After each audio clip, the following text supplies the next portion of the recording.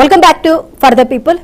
ఇక 11 సంవత్సరాల తర్వాత Jaganmohan Reddy ED and CBI కేసులకు సంబంధించి కొంతపాటి పురోగతి కనిపించిందంటే అవుననే సమాధానాలు వస్తున్నాయి. ఇక నిన్న సుప్రీంకోర్టులో రఘురామకృష్ణంరాజు వేసిన పిటిషన్ విచారణ అయితే జరిగింది. ఇన్ని రోజుల వరకు ఎందుకు కేసులు మూవ్ అవ్వలేదు, బెయిల్ ఇంకా ఎందుకు కొనసాగుతుందంటే గతంలో రఘురామకృష్ణంరాజు బెయిల్ రద్దు చేయవలసిందిగా పిటిషన్ దాఖలు చేశారు. దానికి సంబంధించి విచారణ జరిగింది. అయితే రఘురామకృష్ణంరాజుకు సంబంధించి లీగల్ సపోర్ట్ కానీ లేకపోతే లీగల్ ఇష్యూస్ కానీ చూసుకుంటున్న నవీన్ గారు ఇప్పుడు మనతో పాటు ఉన్నారు. నవీన్ గారు, ఎట్టకేలకు సుప్రీంకోర్టులో ట్రిబ్యునల్ వేసిన పిటిషన్ అయితే విచారణకు వచ్చింది.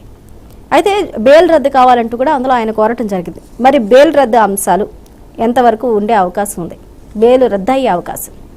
నవీన్ గారు, క్యాన్సిలేషన్ ఆఫ్ బెయిల్ అనేది వెరీ ట్రికీ సిచ్యువేషన్ అండి. అది ఒకసారి బెయిల్ ఇచ్చాక unless and until we prove an extreme case where bail has to be cancelled, general గా కోర్టులు అందరూ తలదూర్చవు. కానీ ఇక్కడ ఎక్స్ట్రీమ్ కేసెస్ ఉన్నాయి.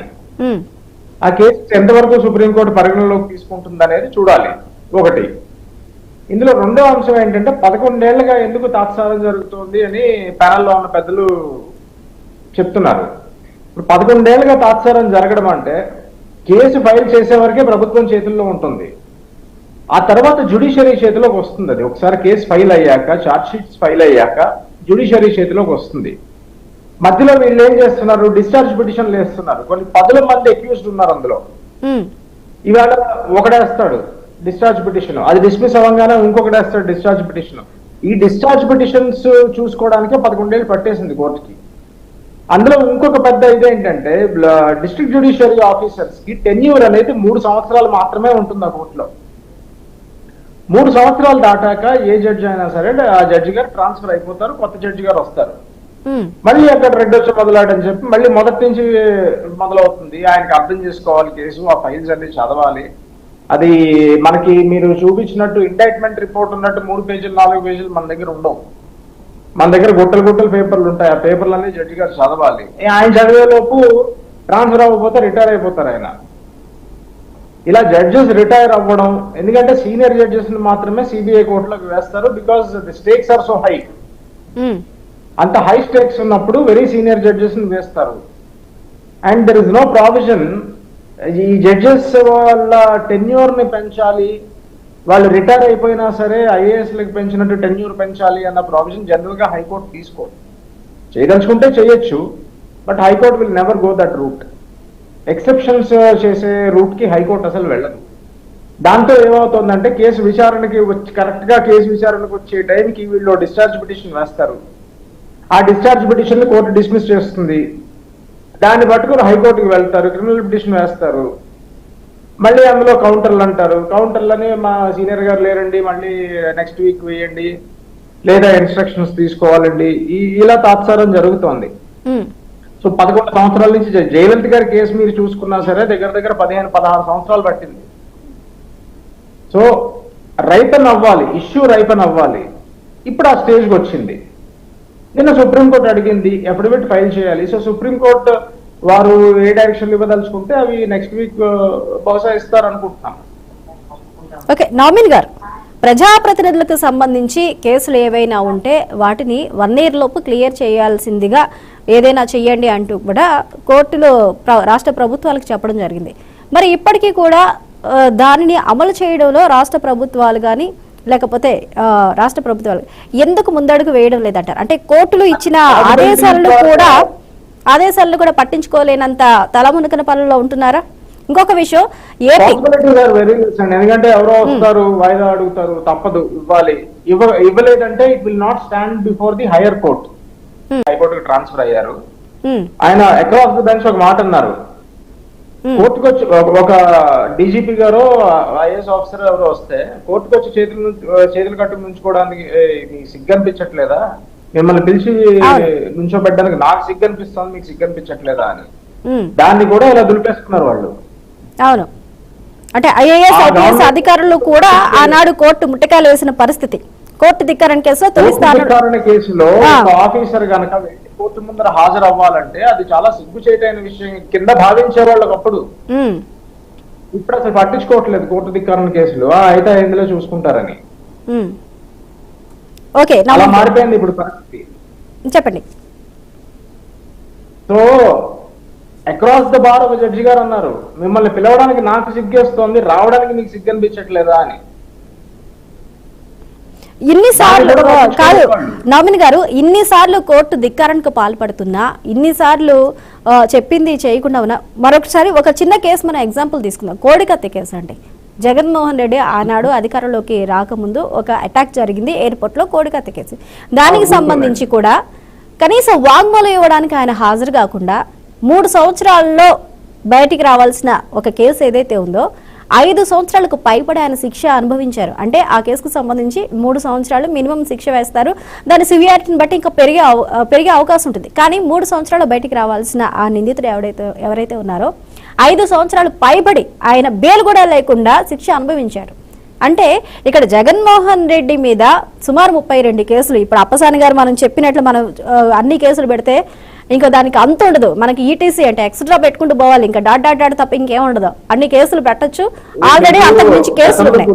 అలాంటప్పుడు సిస్టమ్ అండి, మీకు గతంలో గుర్తుంటే ఆయేషా మీరా హత్య కేసు ఉంది, గుర్తుందా మీకు?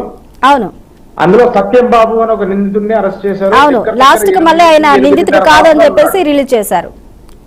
8.5 సంవత్సరాల తర్వాత అతను నిందితుడు కాదు అని రిలీజ్ చేశారు. అవును, ఇప్పుడు కోల్పోయిన 8.5 సంవత్సరాలు ఎవరిస్తారు? తెలీదు. దానికి కాంపన్సేషన్ ఏంటనే తెలియదు ఎవరికి. ఎందుకంటే ఆ కోల్పోయిన 8.5 సంవత్సరాలకి మలేషియస్ ప్రాసిక్యూషన్ అని పెట్టుకొని ఆ కేసు నడిపించుకొని మళ్ళీ దాన్ని 10 ఏళ్ల పాటు నడిపించుకునే అంత ఆర్థిక స్తోమత సత్యంబాబుకు ఉండదు. అవును, అంత ప్రాసిక్యూట్ చేయలేరు. ఇక్కడ అదే ప్రాబ్లం అవుతోంది. ఈ కోడికత్తి సీన్ కూడా ఎప్పుడైతే రిలీజ్ చేశారో అతను ఈ మైటీ జగన్మోహన్ రెడ్డి గవర్నమెంట్ మీద పోరాడలేడు ఆ టైంలో. అవును, ఇప్పుడు ఏంటంటే ఆయన మీద ఉన్న కరప్షన్ కేసెస్ అన్ని కూడా సుప్రీంకోర్టు ఒక ఎఫిడవిట్ అడిగింది కాబట్టి ఇప్పుడు courts also do not have choice. Courts కూడా ఒక ఎఫిడవిట్ ఇవ్వాలి, సుప్రీంకోర్టు కూడా టైం లైన్ ఇస్తుంది.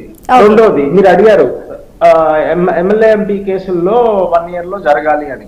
అవును, స్వప్న గారు మీకు చెప్తున్న ప్రతి కేసులో ఆల్మోస్ట్ ట్రయల్ కోర్టులో జరుగుతున్న కేసుల్లో స్టే ఉన్న దాంట్లో 6 months కి మించి స్టే ఇవ్వకూడదు. ట్రయల్ కోర్టులో 6 months లో సిఆర్పీలు అవి చేసేయాలి అని ఒక డైరెక్షన్ ఉంది సుప్రీంకోర్టుది. కాకపోతే ఏంటంటే తెలంగాణ హైకోర్టు కంబైన్డ్ హైకోర్టు ఉన్నప్పుడు ఒక జడ్జి నవమిని గారు కోర్టు గైడ్ లైన్స్ అధికారులు పట్టించుకుంటున్నారా, ఇక్కడ ఇంకొక అధికారులు పట్టించుకుంటున్నారా అనేది క్వశ్చన్ మార్క్. ఆ రోజువారీ విచారణ జరిపించాలంటూ కూడా తెలంగాణ హైకోర్టు సిబిఐకి ఆదేశించినప్పటికీ కూడా వారు డిశ్చార్జ్ పిటిషన్స్ వేశారు. అది ఇది రీజన్స్ చెప్పుకుంటూ వాళ్ళు హాజరు అవడం లేదు. ఇంకొక విషయం ఇక్కడ రాష్ట్రాల్లో ఒక రీజన్ చెప్తున్నా మీకు. ఇప్పుడు 2018 ఆ టైంలో ఒక జడ్జి గారు సుప్రీంకోర్టుకి వెళ్ళి రిటైర్ కూడా అయిపోయారు. ఒక డివిజన్ బెంచ్ లో ఒక జడ్జిమెంట్ ఇచ్చారు. ఈ సివిల్ రివిజన్ పిటిషన్స్ లో ట్రయల్ కోర్టులో మ్యాటర్ స్టే ఉంటే 6 months కి మించి స్టే ఎక్స్టెండ్ చేయడానికి వీలు లేదు, దానికి రీసెంట్ ఆర్డర్స్ రాయాలి అని.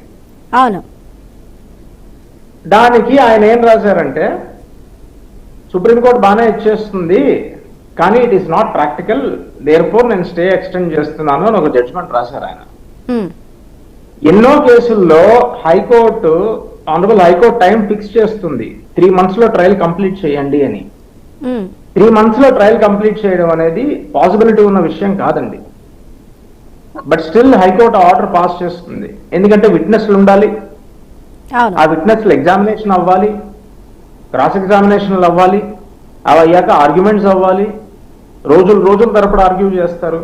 వేరే దేశాల్లో ఎక్కడ ఇంత గంటలు రోజులు ఆర్గ్యూ చేసే అవకాశం ఇవ్వరండి. ఒక్క మన దేశంలోనే నీకు అరగంట ఇచ్చాం అని చెప్పి వీళ్ళ అరగంట వాళ్ళ అరగంట. మీరు ఆయన హరీష్ సాల్వే గారు ఇంటర్నేషనల్ కోర్ట్ ఆఫ్ జస్టిస్ కి వెళ్ళారు, గుర్తుందా మీకు? ఒక నేవల్ ఆఫీసర్ విషయంలో ఐసీజేకి వెళ్ళినప్పుడు ఐసీజే 40 minutes టైం పాకిస్తానీ లాయర్కి మన లాయర్ గారు అంటే హరీష్ సాల్వే గారు, ఈయనకో 40 నిమిషాలు ఆయనకో 40 నిమిషాలు ఇచ్చారు. అక్కడితో అయిపోయింది. ఇది ఒకసారి హైకోర్టులో చూస్తే రోజుల తరబడి మధ్యాహ్నం 2 గంటలకు 2:15 అని మెన్షన్ చేస్తారు. ఆ రోజంతా ఒక కేసు తినేస్తుంది. మరుసటి రోజు మళ్ళీ మొదలు పెడతారు, మళ్ళీ తినేస్తుంది అదంతా. సో రోజుల తరబడి ఆర్గ్యుమెంట్లు చెప్పి జడ్జెస్ కూడా రాయాలి కదా, వాళ్ళు మనుషులే కదా. అవును, ఈ విన్నదంతా జడ్జిమెంట్ లో రాయాలి. దాంతో హైకోర్టులో మ్యాటర్ పెండింగ్ గా ఉండగా లోవర్ కోర్టు తీసుకోదు. వాళ్ళ భయాలు వాళ్ళకు ఉంటాయి. అంటే భయం ఇన్ ద సెన్స్ నేను ప్రొసీజర్ ఫాలో అవ్వాలి అన్న పద్ధతి వాళ్ళకు ఉంటుంది. సో హైకోర్టు కన్నా స్టే విధించిందంటే అది ఒక 6 నెలల్లో 8 నెలల్లో సంవత్సరం పాటు ఆ కేసు స్టే అవుతుంది. సో ఇట్లా ప్రతి ఒక్కరు డిశ్చార్జ్ పిటిషన్స్ వేసుకుంటూ వెళ్ళి అట్లా 11 సంవత్సరాలు తాత్సారం జరిగింది తప్ప ఉద్దేశపూర్వకంగా అయితే జరగల. ఇందులో జ్యుడిషియరీలో ఎప్పుడు ప్రభుత్వం వేలు ఉండదండి. ఓకే అండి, లోవర్ జ్యుడిషియరీ ఉండదండి ప్రభుత్వం వేలు. ఎందుకంటే పైనుంచి హైకోర్టు చూస్తూ ఉంటుంది ఏం జరుగుతోంది అనేది. డిస్ట్రిక్ట్ జ్యుడిషియరీలో ఎప్పుడు ప్రభుత్వం వేలు ఉండదు. ప్రభుత్వం తాత్సారం చేస్తుంది అన్నది కరెక్ట్ మాట కాదు. నవమేష్ గారు ఒక మాట, నేను రాజేష్ అండి. రాజేష్ గారు నమస్కారం సార్. నమస్కారం. ఇప్పుడు మొన్న April 30th లోగా డిశ్చార్జ్ అండ్ క్వాష్ పిటిషన్ కు సంబంధించి ఒక ఫైనల్ డెసిషన్ తీసుకొని జడ్జిమెంట్ ప్రొనౌన్స్ చేయమని చెప్పని జడ్జి రమేష్ గారికి అంటే సిబిఐ కోర్టుకి ఆదేశాలు ఇచ్చిన తర్వాత జడ్జి రమేష్ గారి ట్రాన్స్ఫర్ డెసిషన్ ప్రభుత్వానిదా జ్యుడిషియరీదా అండి? ట్రాన్స్ఫర్ డెసిషన్ ఎప్పుడు జ్యుడిషియరీదే సార్, ప్రభుత్వానికి ఏం సంబంధం ఉండదు. మరి ఒక టైంలో ఆయన 2 years నుంచి కేసుల విచారణ వింటూ ఉన్నారు, ఆయనే జడ్జిమెంట్ ఇవ్వాలి. మళ్ళీ కొత్తగా జడ్జి వస్తే మళ్ళీ ఉండదు సార్. ఇప్పుడు 3 సంవత్సరాల పాటు ఉంటారు. Tenure of judicial officer in particular station 3 సంవత్సరాలు. ఆ 3 సంవత్సరాలకి జనరల్ ట్రాన్స్ఫర్స్ ఉంటాయి సార్ ఏప్రిల్లో. అంటే వాస్తవంగా ఆయనకి ఫిబ్రవరి చెప్తాను ప్రాసెస్ చెప్తాను. ఇప్పుడు మా మదర్ ఒక 30 ఏళ్ళు చేశారు జ్యుడిషియల్ ఆఫీసర్ గా, సో నాకు ఆ ప్రాసెస్ తెలుసు. బేసిక్ గా ఏంటంటే ప్రతి ఏప్రిల్లో మేలో సమ్మర్ వెకేషన్ ఉంటుంది కాబట్టి వెళ్ళి చార్జ్ తీసుకోవడానికి అవకాశం ఉంటుంది కాబట్టి ప్రతి ఏప్రిల్లో జనరల్ ట్రాన్స్ఫర్స్ ఉంటాయి. జ్యుడిషియరీలో ఉన్న ప్రతి ఆఫీసర్ ని షఫల్ చేస్తారు. అంటే 3 ఏళ్ళు ఒక టెన్యూర్ లో కంప్లీట్ చేసుకున్న ఒక స్టేషన్ లో కంప్లీట్ చేసుకున్న ప్రతి ఆఫీసర్ ని షఫల్ చేస్తారు. It is a routine matter. అంటే జ్యుడిషియల్ ఆఫీసర్ ఇప్పుడు డిస్ట్రిక్ట్ జడ్జెస్ ఉన్నారు అనుకోండి, first 5 senior most judges of the హైకోర్టుతో ఒక కమిటీ ఉంటుంది. ఆ కమిటీ డెసిషన్ తీసుకుంటుంది. దానికి జీవో కూడా ఉండదు. దాన్ని మళ్ళీ గవర్నమెంట్కి పంపించడం, దానికి జీవో ఇవ్వడం ఏముండదు. ఫస్ట్ 5 తీసుకుంటారు, డెసిషన్ తీసుకుంటారు. వీళ్ళని ఇక్కడ వేద్దాం, వాళ్ళని అక్కడ వేద్దాం, వాళ్ళని ఇక్కడ వేద్దాం అని. There are parameters for it. Quantitative analysis ఉంటుంది, క్వాలిటేటివ్ అనాలిసిస్ ఎవ్రీ ఇయర్ ఉంటుంది. ఇప్పుడు డిసెంబర్లో వాళ్ళు రిపోర్ట్స్ పంపించాలి. దాని ప్రకారంగా డెసిషన్స్ తీసుకుంటారు. 3 సంవత్సరాల తర్వాత ఎట్టి పరిస్థితుల్లో ఎవరిని ఎక్కడ ఉంచారు sir, except for extreme health grounds. నేను ఒప్పుకుంటా అది. అయితే వాస్తవంగా అయితే తెలంగాణ హైకోర్టు ఆయనకి ఫిబ్రవరి ఎండింగ్ కి జడ్జిమెంట్ ప్రొనౌన్స్ చేయమన్నారు. ఆయన నేను ఇన్ని కేసుల్లో జడ్జిమెంట్ డిక్లేర్ చేయాలి కాబట్టి నాకు ఇంకో 2 months అడిషనల్ గా టైం అని చెప్పని ఏప్రిల్ ఒక ఎక్సెప్షన్ కార్వ్ అవుట్ చేసుకోవాలి సార్ ఇలాంటి కేసుల్లో. ఎంఎల్ తహిల్యాని గారని బాంబే హైకోర్టు జడ్జి ఒక ఆయన ఉన్నారు. ఇది మన కసాబ్ కేసు డీల్ చేసిన ఆయనకు ఆ ఒక్క కేసు అప్పచెప్పి ఆ కేసు ఫినిష్ అయ్యే వరకు ఆయనకు ఎక్స్టెన్షన్లు ఇచ్చుకుంటూ వెళ్ళి ఆ కేసులో జడ్జిమెంట్ తీసుకొచ్చారు. And that judgement it is a text book case అండి. అది ఎంఎల్ తహిల్యాని గారు ఏదైతే జడ్జిమెంట్ ఇచ్చారో అది ఒక టెక్స్ట్ బుక్ కేసు అయిపోయింది. సో అంత గ్రేవిటీ జగన్మోహన్ రెడ్డి గారి కేసుకి ఇస్తారా అనేది డౌట్ఫుల్.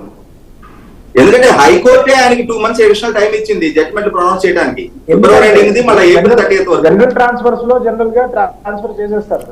అంటే ఇప్పుడు 2 నెలల టైం ఇచ్చినప్పటికీ కూడా జడ్జిమెంట్ ఆయన ఇవ్వకుండా మళ్ళీ ఇమీడియట్ గా ఆయన ట్రాన్స్ఫర్ అవడానికి ఇక్కడ ప్రెషర్ ఏదైతే ప్రభుత్వం నుంచి ప్రెషర్ ఉండొచ్చు, వాంటెడ్ గా దాన్ని చేయించి ఉండొచ్చు, ఇలాంటివి జరుగుతాయండి, జరుగుతూ ఉంటాయి. ఎందుకంటే ఆ ఇన్ఫ్లుయెన్స్ అనేది ఉపయోగించే అవకాశాలు కూడా ఉంటాయి. అంటే దాన్ని అవునని మనం చెప్పలేము, కాదని పర్టికులర్ గా చెప్పలేం, కానీ ఉండే ప్రెషర్స్ ఉండే అవకాశాలు ఉంటాయి. ఓకే, ఒక నిమిషం హోల్డ్ అవ్వండి. 30 సంవత్సరాల నుంచి చూస్తున్నాను. 30 సంవత్సరాల నుంచి నేను చాలా క్లోజ్ క్వార్టర్ లో చూస్తున్నాను జ్యుడిషియరీని. ఓకే, ఎందుకంటే మా అమ్మగారు ఒక 30 సంవత్సరాలు జ్యుడిషియల్ ఆఫీసర్ గా చేశారు. 99% అవకాశం తక్కువ, ఎక్కడో ఒక దగ్గర ఉండొచ్చు. మీరు అమ్మగారి కోణంలోనే చూస్తున్నారు. ఇప్పుడు ఈ రమేష్ గారి కోణం చూడండి ఒకసారి. ఏప్రిల్ ఎండింగ్ నుంచి ఫిబ్రవరి ఎండింగ్ నుంచి ఏప్రిల్ ఎండింగ్ వరకు కేవలం జడ్జిమెంట్ డిక్టేర్ చేయడానికి అడిషనల్ టైం ఆయన గ్రాంట్ చేయడం జరిగింది. అట్లాంటి దగ్గర జడ్జిమెంట్ ఒక్క 130 పిటిషన్స్ లో ఒక్క పిటిషన్ గురించి కూడా జడ్జిమెంట్ డిక్లేర్ ఒక నిమిషం అండి. అదే విధంగా శ్రీనివాస్ చౌదరి గారు సుప్రీంకోర్టుకు సంబంధించి చీఫ్ జస్టిస్ గా డివై చంద్రచూడ్ ని నియమిస్తున్నప్పుడు కూడా ఆయన అవసరం లేదంటూ కూడా జగన్మోహన్ రెడ్డి లేఖలు రాసిన పరిస్థితి ఉంది. ఇన్ఫ్లుయెన్స్ ఉపయోగించట్లేదని మీరు ఎలా చెప్తున్నారు అనేది. ఓకే రమణ గారు ఓకే సారీ రమణ గారు